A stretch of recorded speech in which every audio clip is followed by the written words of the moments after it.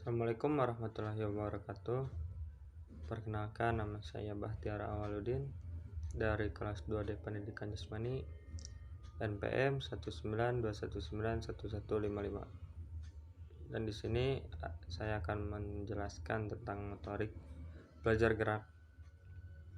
Yang pertama itu adalah gerakan motorik adalah suatu istilah yang digunakan untuk menggambarkan perilaku gerakan yang dilakukan oleh tubuh manusia. Pengendalian motorik biasanya digunakan dalam bidang ilmu psikologi, fisiologi, neurofisiologi maupun olahraga.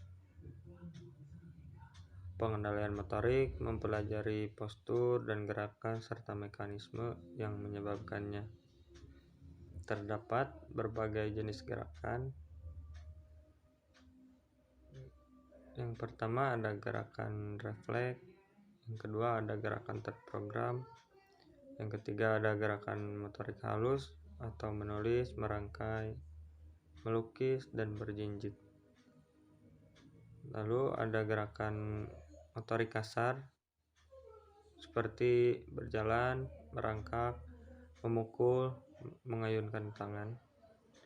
Hal yang banyak dipelajari adalah gerakan tangan seperti jenis genggaman, gerakan menjepit atau pincer.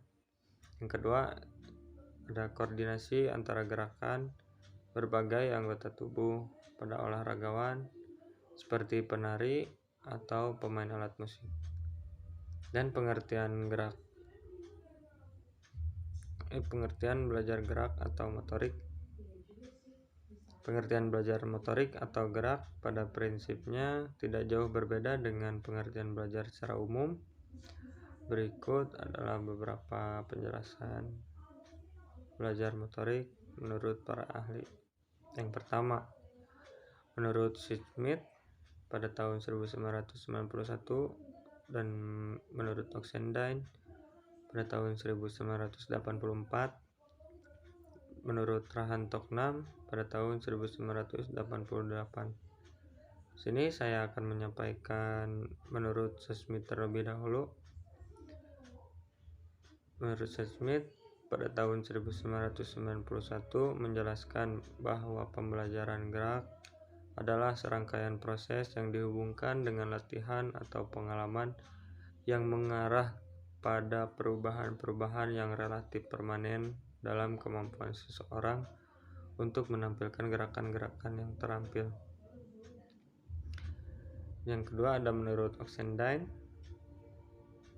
pada tahun 1984 yang menjelaskan bahwa belajar motorik adalah suatu proses perubahan perilaku gerak yang relatif permanen sebagai hasil dari latihan dan pengalaman.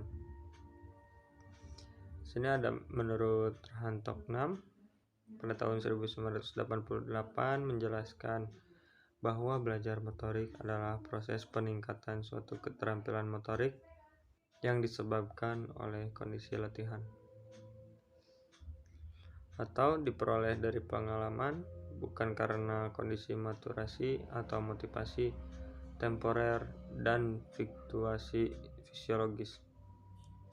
Dari gambaran di atas diambil kesimpulan bahwa belajar gerak adalah suatu rangkaian proses perubahan perilaku gerak yang relatif permanen yang diperoleh dari hasil pengalaman dan latihan untuk menampilkan gerakan yang terampil dan benar.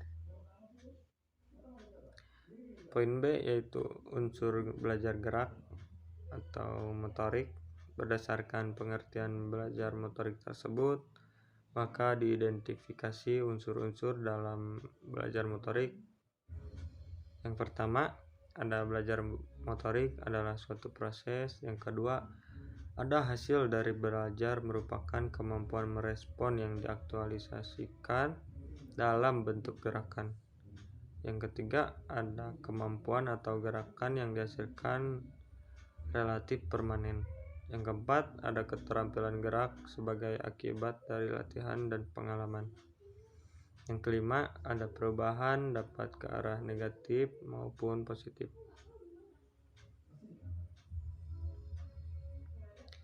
Sini saya akan menjelaskan terlebih dahulu poin 1, yaitu tentang belajar motorik.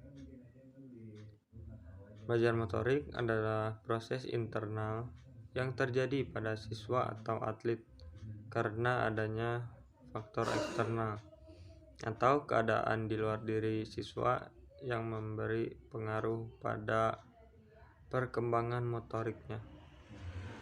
Dan faktor internal, karakteristik siswa, kecerdasan, tipe tubuh, kemampuan motorik, dan lain-lain. Itu sendiri berdasar teori belajar information processing. Menurut Singer pada tahun 1980, belajar motorik terjadi karena adanya informasi yang masuk kemudian diolah dan diaktualisasikan dalam bentuk gerak, seperti hipotesis diagram blok sistem sensori manusia. Seni organ persepsi, penyiapan jangka pendek, pemindahan persepsi ke gerak, pengendalian respon efektor. Lalu poin 2 yaitu tentang hasil dari belajar merupakan kemampuan merespon yang diaktualisasikan dalam bentuk gerak. Hasil akhir yang diharapkan adalah siswa dapat menguasai faktor-faktor internal dari suatu keterampilan dan dilakukan secara teratur, tepat waktunya, kualitas diukur dari kinerja saat melakukan gerakan dan hasil gerakannya atau responnya. Poin ketiga yaitu kemampuan atau gerakan yang dihasilkan relatif permanen. Keterampilan motorik yang dikuasai dan dipelajari oleh siswa atau atlet dapat melekat pada diri dalam waktu yang relatif lama. Namun berdasarkan theory of retention and forgetting, menurut Singer pada tahun 1980 dan Smith pada tahun 1988, bahwa kemampuan manusia untuk mengingat sangat terbatas. Makin lama, makin berkurang, bahkan bisa hilang sama sekali. Yang keempat, ada keterampilan gerak sebagai akibat dari latihan dan pengalaman. Keterampilan motorik bukan karena pertumbuhan dan perkembangan dan kematangan, tetapi hasil latihan seperti dijelaskan oleh Rahanto Namdi pada tahun 1988.